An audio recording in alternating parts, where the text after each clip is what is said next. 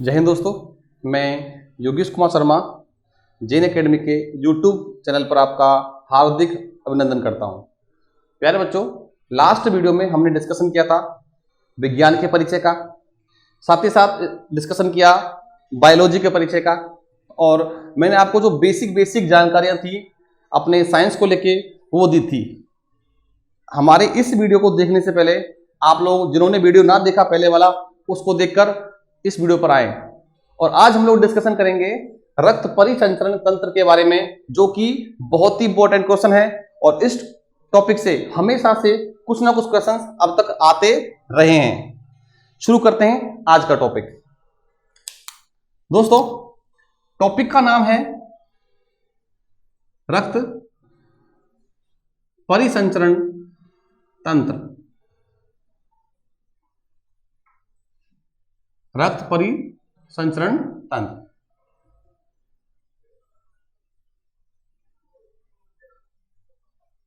दोस्तों, तंत्र जो शब्द है ये मैं आपको लास्ट वीडियो में बता चुका हूं कि तंत्र क्या होता है।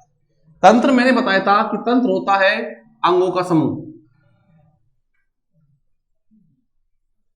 अंगों का समूह।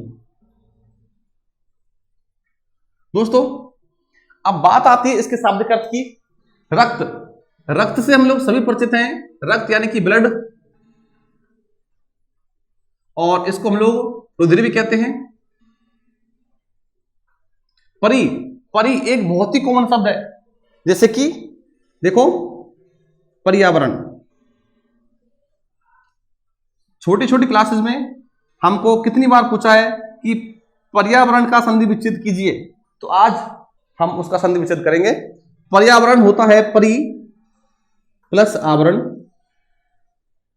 हम लोग सब जानते हैं परि का मतलब चारों ओर, चारों ओर। आवरण मतलब ढका हुआ। हम मेन बात करते हैं किसकी? परि की। तो परि का मतलब क्या है? परि का मतलब होता है चारों ओर। अब आती है बात संचरण की। दोस्तों, संचरण ये जो शब्द होता है इसका मतलब होता है गमन या फिर चलना फिरना।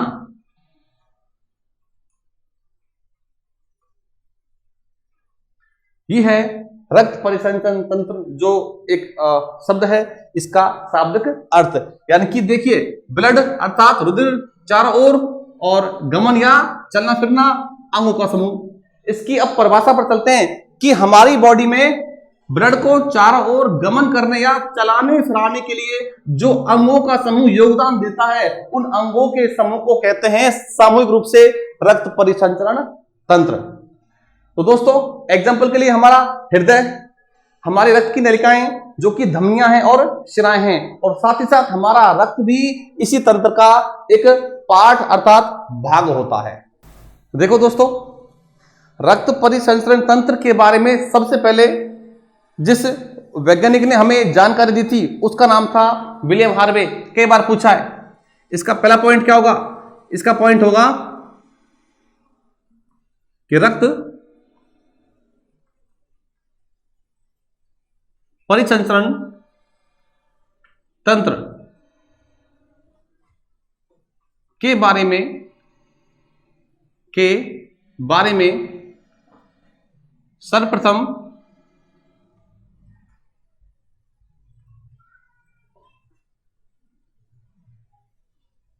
विलियम हार्वे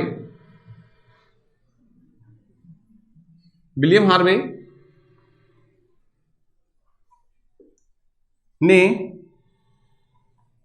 बताया। या कई बार आपसे बोल देता है कि खोज किसने की, तो अगर खोज भी आए पेपर में तो आप ध्यान रखोगे किसने की थी? विलियम हार्वे ने। अगर आपसे सन पूछ ले तो सन ध्यान रखना 1628।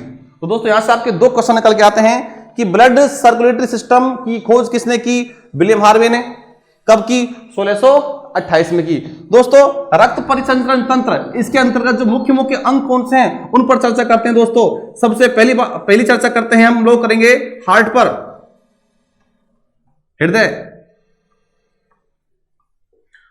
और इसके अंतर्गत रक्त नलिकाएं,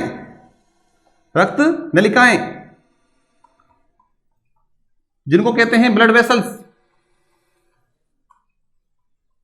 ब्लड वेसल्स।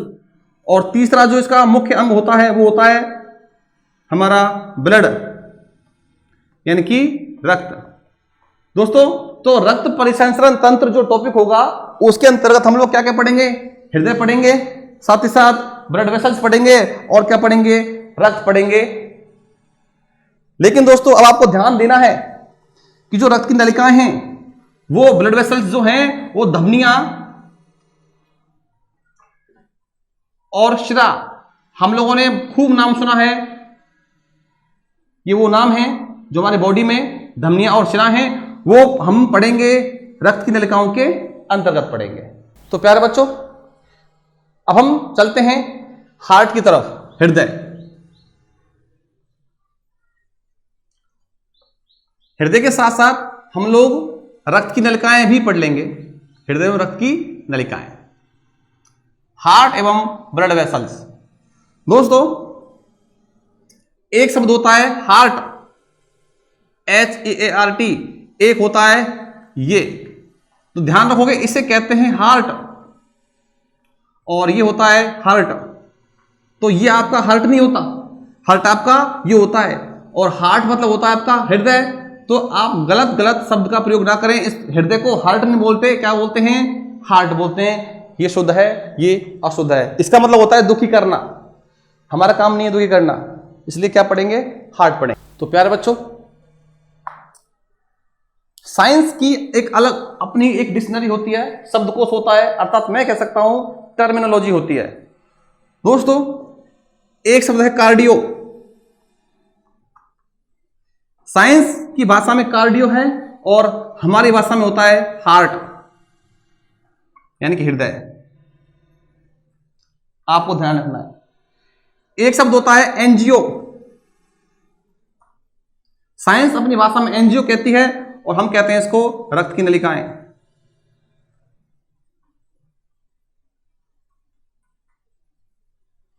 दोस्तों, एक शब्द और देख लीजिए, लॉजी। ये मैंने आपको जिक्र किया था पिछले वीडियो में। लॉजी का मतलब होता है अध्ययन। दोस्तों, अब यहां से पॉइंट निकल के क्या आते हैं? अब पॉइंट निकल के ये आते हैं कि हृदय के अध्ययन को क्या कहते हैं और रक्त नलिकाओं के अध्ययन को क्या कहते हैं। दोस्तों, मान लीजिए मेरे पास में कोई बुक है, किताब है, मैं पढ़ रहा हूं उसको, उसमें जो भी मैं पढ़ रहा हूं, हृदय के बारे में स्टडी कर रहा हूं, तो उस कंडीशन में उस बुक पर क्या लिखा होगा? उस बुक पर लिखा होगा कि हृदय का अध्ययन करने वाली बुक। अर्थात दोस्तों, हम समझ सकते हैं कि कार्डियो, हृदय प्लस कर देंगे लॉजी, तो हृदय, लॉजी मींस अध्ययन, तो हृदय का अध्ययन कहलाएगा दोस्तों कार्डियोलॉजी। इतना ध्यान रखोगे। हृदय के अध्ययन क्या बोलते हैं? कार्डियोलॉजी। अगर आपसे बोले कि एंजियोलॉजी क्या होगी? एंजियो प्लस लॉजी, ये क्या होगा दोस्तों? तो एंजियोलॉजी। हम समझ सकते हैं कि एंजियोलॉजी उसको कहते हैं, किसको कहते हैं दोस्तों? एंजियो मींस रक्त की नलिकाएं, लॉजी मींस अध्ययन। तो रक्त की नलिकाओं के अध्ययन को क्या कहेंगे? एंजियोलॉजी कहेंगे। आप दोनों को नोट डाउन कर लीजिए। यह आएगा हृदय का अध्ययन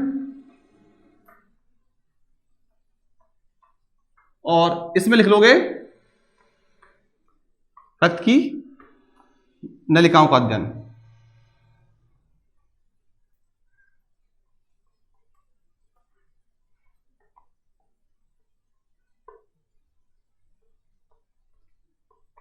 एक काम करोगे, एक दो शब्द और लिख लो साथ साथ में। एक होता है हिपेट। हिपेट लीवर को बोलते हैं। एक होता है हिमेट।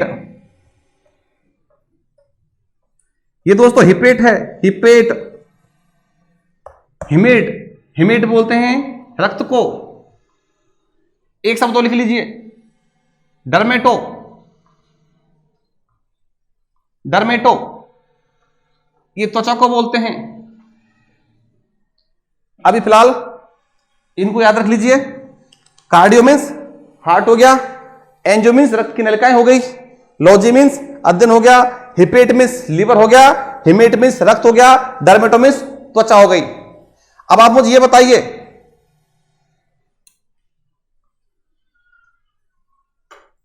अगर मैं आपसे बोलूं डर्मेटोलॉजी, तो इसका मतलब बताओ। आप कहोगे सर हम समझ गए कि डर्मेटो मीन्स त्वचा है और लॉजी मीन्स क्या हो गया, अध्ययन हो गया। तो त्वचा के अध्ययन को क्या कहेंगे, डर्मेटोलॉजी कहेंगे। ठीक है, वैसे ही मैं आपसे बोलूं हिपेटोलॉजी क्या होता है, हिपेटोलॉजी, आप बोलोगे सर समझ गए।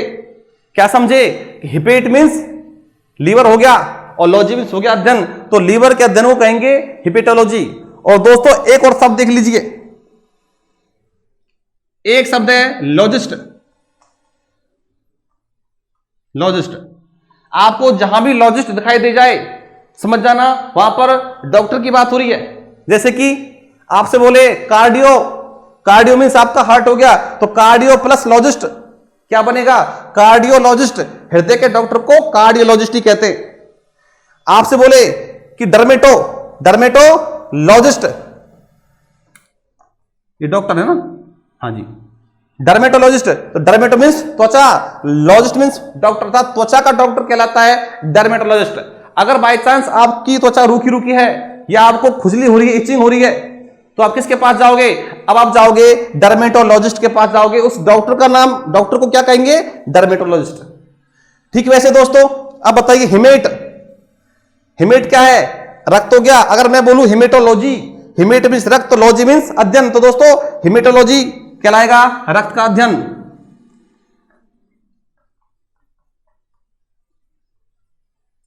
तो आपको फिलहाल इन शब्दों के बारे में जान देना है, ये बहुत इंपॉर्टेंट है, हमारे काम आएंगे। बाकी हम लोग शब्द ऐसी डिक्शनरी धीरे धीरे आगे पढ़ते रहेंगे। हाँ तो दोस्तों आपको ध्यान रखना है कि हृदय का अध्ययन कहलाता है कार्डियोलॉजी, बता दिया किस प्रकार से है। हृदय का डॉक्टर क्या है, कार्डियोलॉजिस्ट। और रक्त नलिकाओं का अध्ययन कहलाता है एंजियोलॉजी। दोस्तों एक और शब्द होता है एंजियोग्राफी, उसको देख लीजिए।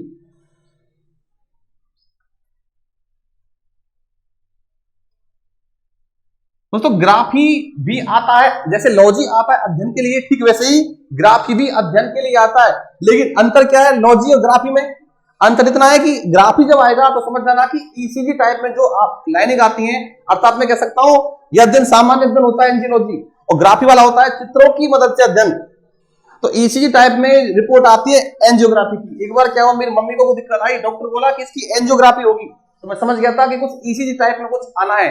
ध्यान रखोगे कि चित्रों की मदद से अध्ययन करना कहलाता है एंजियोग्राफी। किसका अध्ययन, रक्त की नलिकाओं का।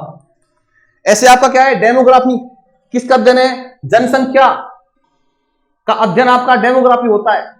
ऐसे ईसीजी इलेक्ट्रोकार्डियोग्राफी, वो भी क्या आपका अध्ययन है, किसका, दिल का अध्ययन करते हैं हम, उसमें हार्ट की पोजीशन देखते हैं, उसमें चित्र आते हैं। तो ध्यान दोगे ग्राफी जब आएगा तो अध्ययन की बात होगी चित्रों की मदद से, तो इसमें ध्यान रखोगे। अगला पॉइंट है कि रक्त नलिकाओं का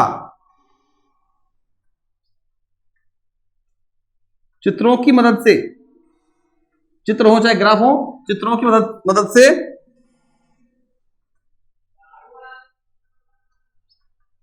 अध्ययन एंजियोग्राफी कहलाता है। आप इन पॉइंट्स को नोट डाउन कर लीजिए।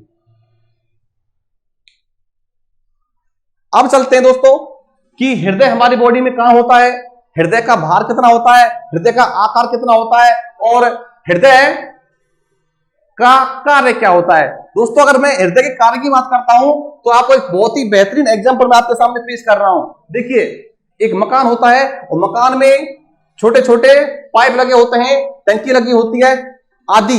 एक पाइप जाता है किचन में, एक पाइप बाथरूम में, एक पाइप आपके कहीं बाहर टोटी पे। इस प्रकार से हमारे पूरे मकान में, पूरी बिल्डिंग में पाइप लगे होते हैं। तो ठीक वैसे ही हमारी बॉडी में भी पाइप लगे होते हैं।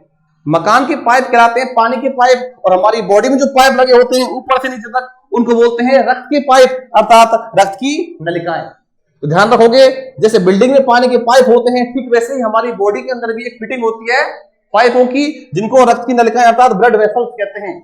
और जैसे एक बिल्डिंग में पानी को पहुंचाने के लिए, पानी को पंप करने के लिए एक मोटर लगी होती है, ठीक वैसे ही हमारी बॉडी में भी ब्लड को, पानी को नहीं, ब्लड को पंप करने के लिए एक मोटर लगी होती है इस जगह पे।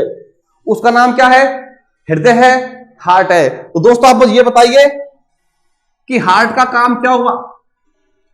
जिस प्रकार से मोटर का काम होता है पानी को पंप करना, ठीक वैसे ही हार्ट का अर्थात हृदय का कार्य होता है हमारी बॉडी में ब्लड को पंप करना। तो आप हार्ट और ब्लड वेसल्स के कार्यों पर नजर डालते हैं। कार्य, पहला पॉइंट,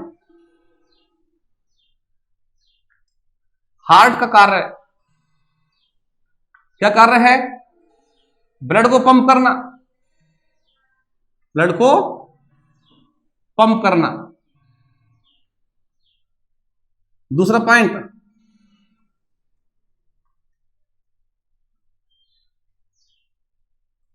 रक्त नलिकाओं का कार्य क्या है? इसमें पढ़ेंगे कि जिस प्रकार से मकान में पाइपों के माध्यम से पानी की सप्लाई होती है अर्थात आपूर्ति होती है,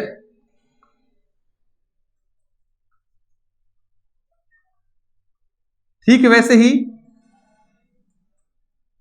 रक्त नलिकाएं भी शरीर में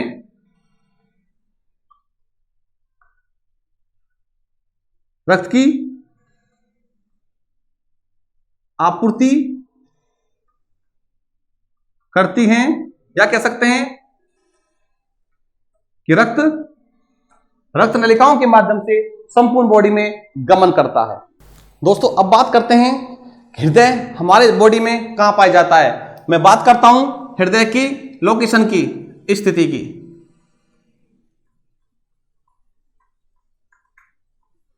देखो दोस्तों,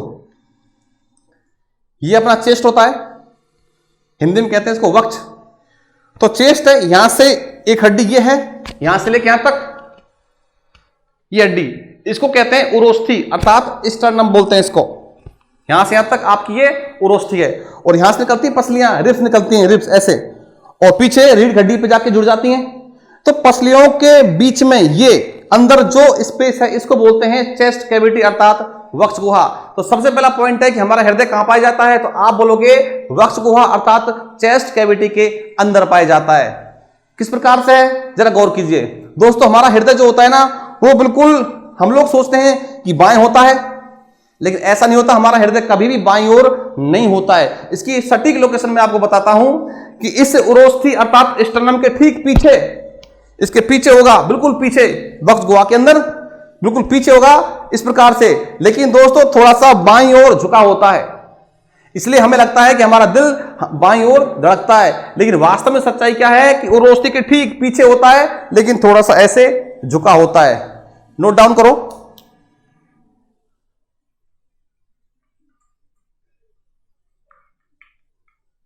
चेस्ट कैविटी के अंदर और उरोस्थी इसको स्टर्नम भी कहते हैं।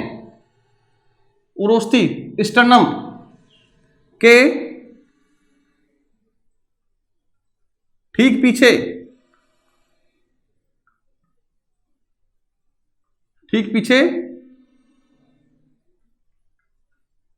थोड़ा सा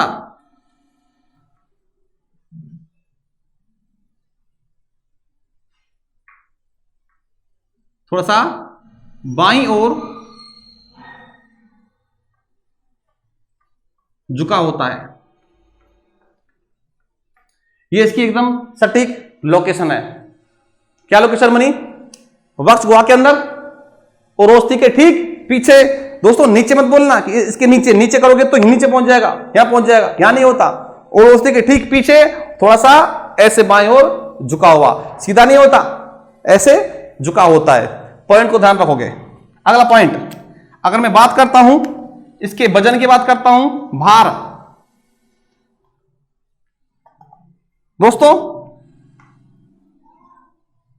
भार मेल में होता है अलग और फीमेल एफएम, एफएम मतलब फीमेल, एफएम फीमेल एक ही बात है, एक काम होता है उनका। मेल, मेल में लगभग कितना 300 ग्राम और फीमेल में लगभग कितना, लड़कियों में दिल कम होता है। अब कितना कम होता है वो देख लीजिए, 50 ग्राम कम होता है तो लगभग कितना 250 ग्राम। एफएम मतलब फीमेल है, जैसे एफएम बजता है ऐसे फीमेल बजती है, ध्यान रखोगे। तो वजन की बात की मैंने, मेल में 300 ग्राम लगभग और फीमेल में मेल से 50 ग्राम कम वजन होता है, दोनों पॉइंट ध्यान रखोगे। अगला मैं बात करता हूं फिर इसके आकार की कि आकार क्या है बच्चों। हृदय का आकार, यहां पे आपको 3 आकार ध्यान रखने हैं। एक तो मुट्ठी के आकार का, मुट्ठी के आकार का,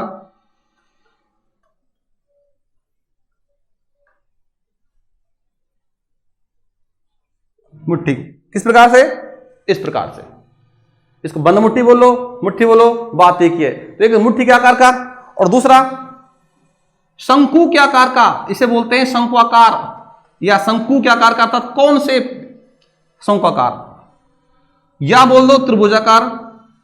तो पेपर में अगर आपसे पूछा जाए तो इन तीनों आकार में से कोई एक आकार ऑप्शन में होगा। अगर 3 दे भी देगा तो ऑप्शन डी भी देगा आपको कि उपरोक्त सभी, लेकिन ध्यान रखोगे आप बहुत आसानी से क्वेश्चन कर जाओगे। कैसे देख लीजिए दोस्तों, दिल की शेप हम लोग सोचते हैं ऐसी होती है, लेकिन ऐसी नहीं होती। हाँ, यहां से नहीं होती ऐसी, लेकिन यहां से तो ऐसी होती है। नीचे से तो सेम होती है, लेकिन यहां से वो इस प्रकार से नहीं होती है।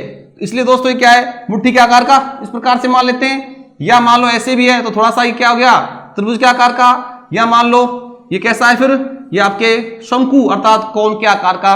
तो आपके पेपर में आपको ध्यान रखना है आकार, शेप, मुट्ठी, शंकु और त्रिभुज के आकार का, इतना ध्यान रखोगे।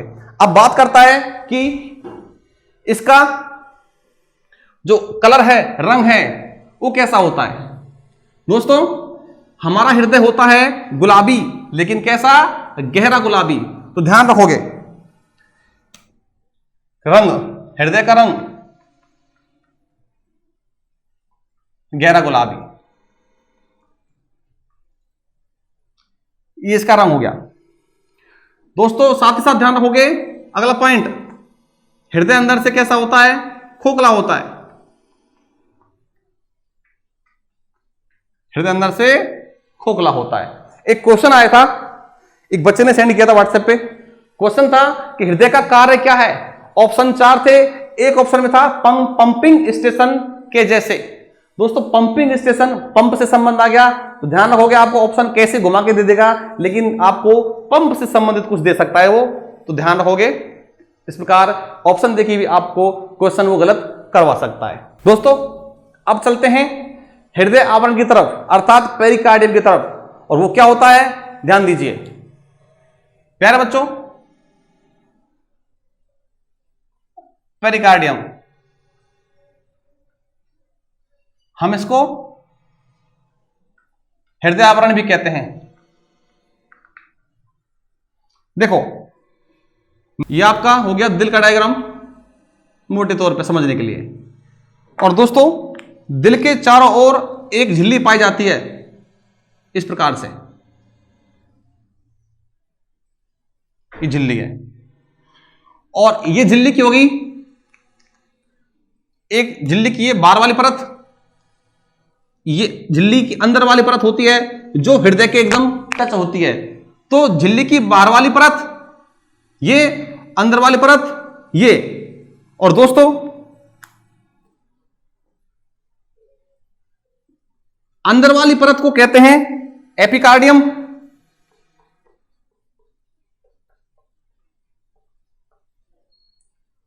और बाहर वाली परत को बोलते हैं पेरिकार्डियम।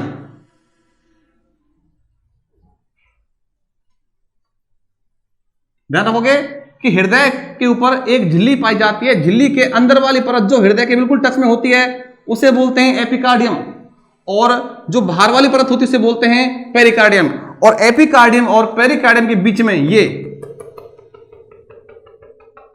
इन दोनों के बीच में एक द्रव भरा होता है, इसको बोलते हैं, इस द्रव को, इसको बोलते हैं पेरिकार्डियल द्रव।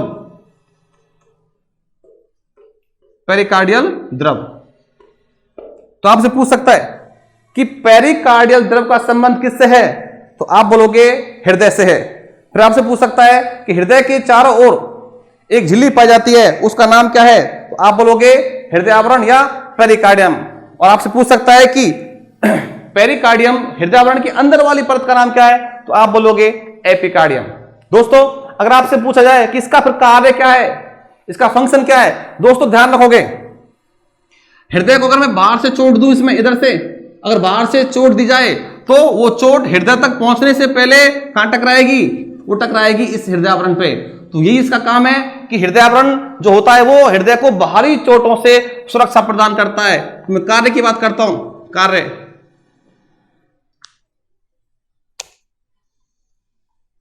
कार्य,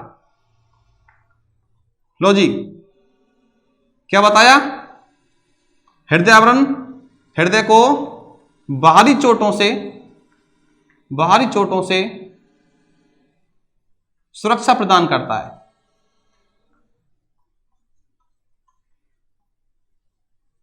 पहला कार्य हो गया।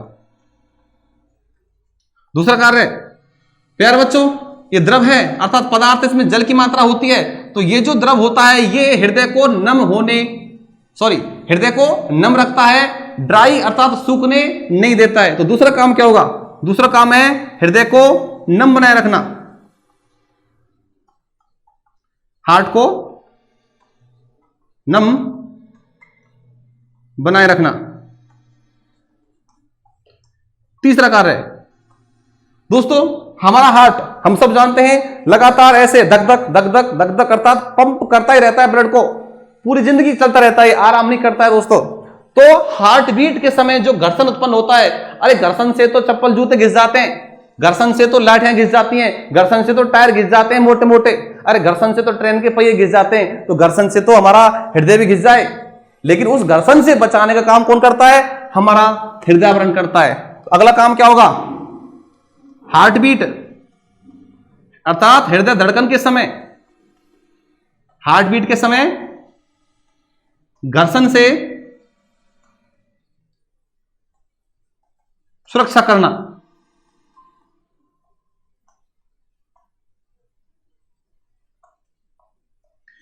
ये दोस्तों इसके काम होते हैं। आप ये डायग्राम बना लेना, अंदर वाला हृदय हो गया, बाहर इसकी झिल्ली है, बाहर वाली परत आपका पेरिकार्डियम, अंदर वाली परत आपकी एपिकार्डियम, और इन दोनों के बीच में जो भरा होता है डॉट डॉट डॉट मैंने दिखा रखा है, इसको बोलते हैं पेरिकार्डियल द्रव। ठीक है, और इसके कार्य क्या है, कार्य है बाहरी चोटों से सुरक्षा प्रदान करना, अंदर वाले का नहीं कर सकता।